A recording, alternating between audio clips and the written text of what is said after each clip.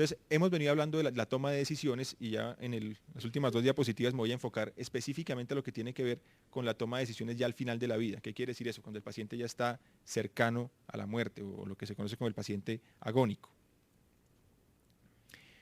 Hay unas cosas muy famosas que se llaman los formatos de voluntad anticipada, ¿sí? Que son documentos que uno puede firmar, donde uno dice, mire, yo en caso de que a mí me llegue a dar un paro cardiorrespiratorio, yo no quiero que me intuben, yo no quiero que me reanimen, yo no quiero que me hagan diálisis, yo no quiero que me pasen a la unidad de cuidado intensivo. ¿Sí? Esos formatos de voluntad anticipada existen. En la Fundación tenemos un formato de voluntad anticipada, que es, como su nombre lo dice, es un formato de voluntad anticipada.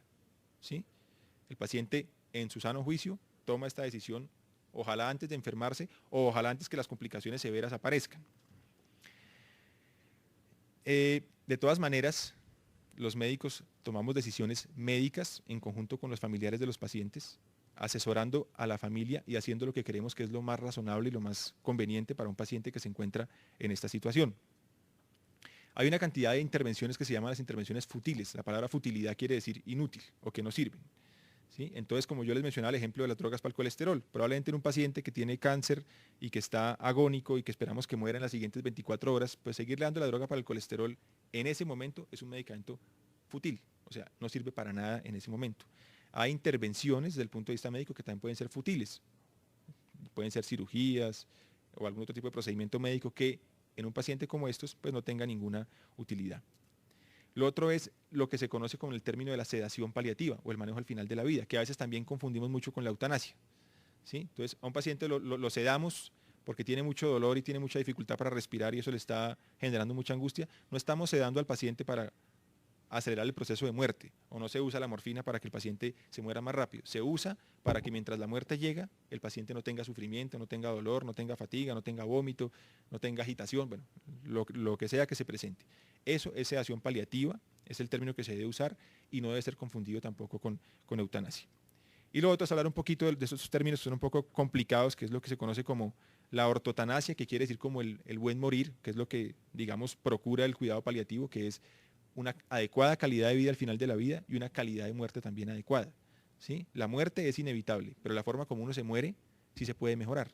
¿Sí? Uno puede morirse gritando del dolor o muerto de la dificultad respiratoria o puede morirse razonablemente sedado sin ningún síntoma. Eso obviamente, por supuesto, también es un alivio para la familia.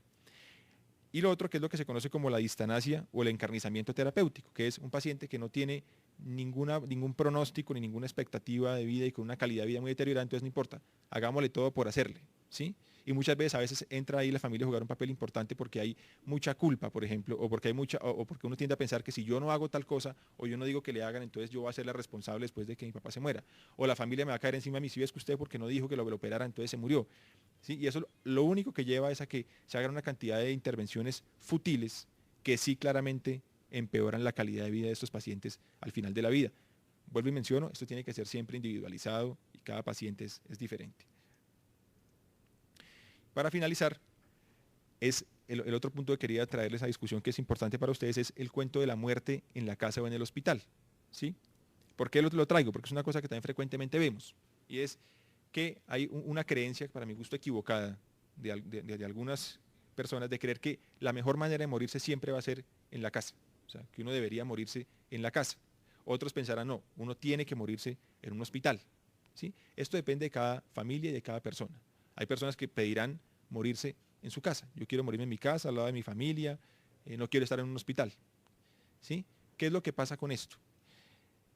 Uno puede morirse en la casa o debería morirse en casa. Primero, pues por supuesto si el paciente así lo quiere. Y segundo, si en la casa están garantizadas las condiciones para que no haya sufrimiento para el paciente y para la familia. Si esas condiciones se dan, pues obviamente de pronto uno podría decir, no, pues lo ideal es que uno muera en la casa.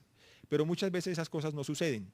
No suceden porque de pronto en la casa no hay la garantía suficiente, porque no hay forma de manejar los síntomas adecuadamente en la casa, porque no hay familiar o no hay familiares que cuiden al paciente, no hay un cuidador disponible, cosa que es frecuente, como lo mencionaba el señor, pues las familias son cada vez más pequeñas, la gente trabaja, entonces no hay la tía solterona que se dedica a cuidar a los enfermos como pasaba antes, ¿no? Hoy en día todo el mundo tiene obligaciones y probablemente también la gente no tenga, digamos, no sienta la obligación de cuidar a esa persona. Eso también ha pasado a medida que las familias han cambiado. ¿Sí? Probablemente hoy en día si se enferma el abuelo, de pronto el nieto diga, no, ¿y yo por qué lo voy a cuidar? porque yo, que lo cuide otro, ¿sí? Él no siente que él tiene esa obligación al final de la vida con su abuelo. Eso es un ejemplo que estoy poniendo. Entonces, en esos casos, cuando hay un síntoma que no es adecuadamente manejado en la casa, cuando hay una angustia de parte de la familia muy importante, cuando hay un síntoma que es muy difícil de manejar en casa. Voy a dar ejemplos dramáticos, pero los hay todo el tiempo. Un sangrado, por ejemplo, un tumor que esté sangrando masivamente. Nadie se aguanta en familiar en la casa sangrando masivamente. Por más médico que uno sea, uno no se aguanta una situación tan difícil en la casa. Entonces, en esos casos, pues por supuesto que está indicado hospitalizar a un paciente para que pase las últimas horas de su vida, los últimos días en el hospital, evitando obviamente unos síntomas no controlados y evitándole a la familia un dolor innecesario, ¿sí? Pero obviamente aquí vemos de todo, hay gente que muere en su casa muy tranquila y gente que decide morir en el hospital también de forma tranquila.